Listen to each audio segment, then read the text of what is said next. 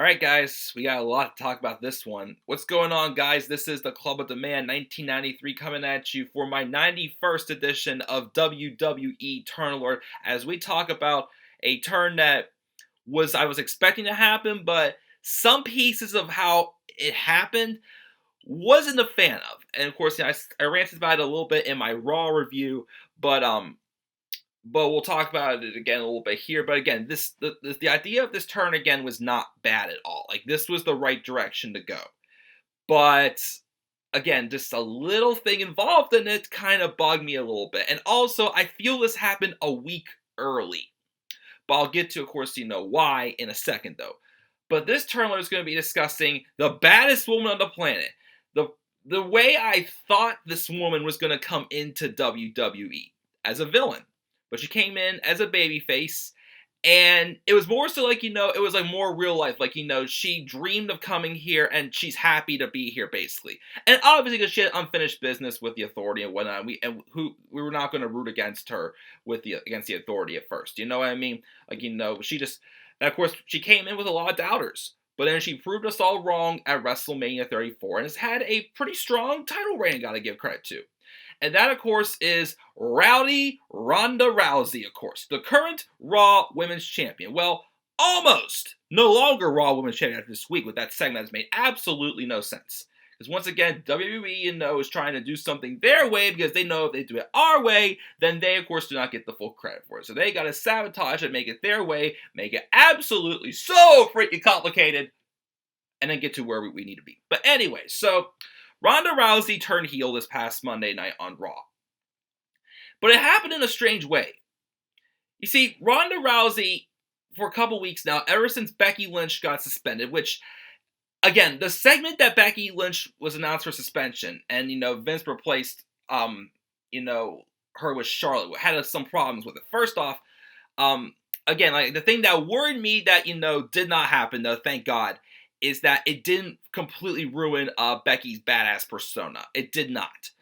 Excuse me. But, the thing that bothers me about this, though, is the fact that, again, it's Vince McMahon going against his word and saying that we're the Authority now. I mean, yes, I get that,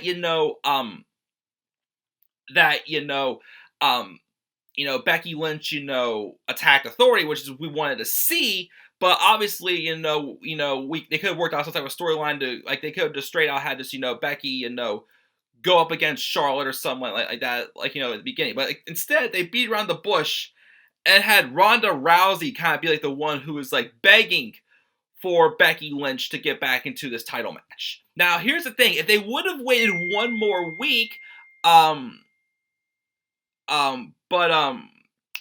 shoot, they would have waited. If they would have waited one more week, I feel like, that could have played out a little bit better based off of, the backstory I'm hearing backstage from stuff going on also with the whole Twitter posts and everything. But I was kind of hoping that Becky would have gotten back on her own terms, not because Ronda was begging for, her to come back, which again could have worked if they would have waited till Fastlane. I'll say wait till Fastlane for what happened this past week to happen. So last week, basically, Ronda Rousey again threatens to, pretty much, threatens by laying out the championship that you gotta make the right decision here for crying out loud, basically, and laying out the title. And that assumes Stephanie McMahon that Ronda Rousey vacated the championship, which Ronda Rousey never really apparently was asked if she was vacating the title or not, or what was going on. Like, again, what could have worked better is they would have threatened Ronda, said you need to show up before the end of Raw tonight to reclaim your title, or it's going to be vacated. Then I could understand why they were making a title match right away at Fastlane, but they made a title match first, and then Becky signed the hold harmless agreement, meaning, okay, you basically are making it official that, the championship match is official. It has to be a championship match. She's not going to be, able to, win back her title unless she fights for it. But then Ronda goes out and just hand it back to her. And then, then Stephanie's just like, okay, no, we'll make just a non-title match that Becky Lynch gets added to the match. You guys want that? Is that what you guys want? But then again, the damage has been done. Ronnie, because, Becky calls her Ronnie, which I love it what Becky calls her Ronnie. Ronda, though, basically tells Stephanie that, hey, the damage has been done. You're sacrificing their fragile bodies, basically, for a match that, we all want. And then she starts, trashing Stephanie McMahon for the decision she makes, which, is all kind of true. But then she starts to trash us, which leads then to the heel turn, which what she said was true. We booed her out of the Staples Center in LA back at Survivor Series, which I don't get why we booed her. Again, I think we were just cheering Charlotte because WWE was going in the right direction with her and showing that they have some guts to do so, not just, be so stubborn and have things go their way. Which is why, again, I can forgive them for having Charlotte in this match. And hence why I still believe Charlotte deserves to be in this match because she's playing a huge part in this women's evolution. Yes, she kind of, took Becky's opportunity, but that established the proper heat that WWE roll with it.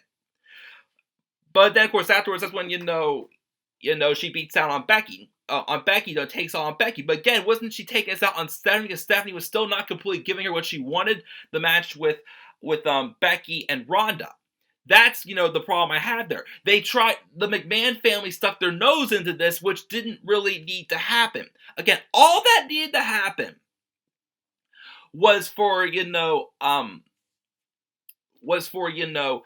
Becky Lynch to be injured, and then, maybe have Charlotte, somehow, win a number one contenders match or something like that to claim that spot or something like that. And then again, as I said last night, the reason why I didn't put Charlotte and Becky in my predicted match card for Fastlane, instead I put Becky and Nia, even though I can't stand Nia Jax, is because Nia Jax, I feel, has the history with Becky Lynch. She was the one who injured the knee.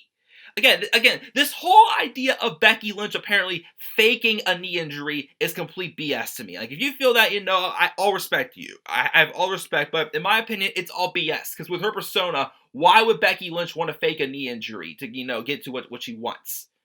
I could get, her being afraid to go to a doctor to tell them that, or that, she's not clear to wrestle and whatnot. But, I don't see her faking a knee injury just so because she's scared of, facing Ronda. That's not the case. But it doesn't make any sense to me. But again, kind of more so ranted about, them being around the bush with this feud. But not just that. But my thing is again though, again, is how they turned Ronda heel. Again, my opinion is, again, they should have had, this should have not been the heel turn right here. Ronda needed to be the heel. That's the thing I want to get straight here. Ronda turning heel is what I felt should have happened. Because obviously they were rolling with the crowd, especially if they were booing Ronda and rooting for Becky. And of course, the stuff that Becky's been saying on Twitter to Ronda for sure. And eventually we're getting a 4 horsewoman match. 3 of the 4 horsewomen are heels right now. I'm pretty sure they had to make all 4 of them heel in order to, make this work. So the transition work, of course, of Ronda being a heel, of course, worked. But again, did not have to force Stephanie McMahon looking like a baby face, which again did not work in my opinion at all. It did not. It just made this thing go in cycles again.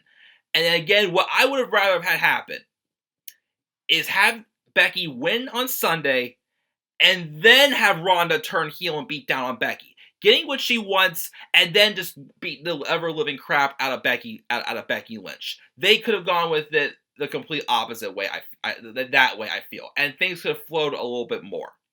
But again, Ronda being a heel is great, but the way that they built up to it and the way they did it, they kind of beat around the bush and made it a lot more complicated than it really needed to be, though, in my opinion.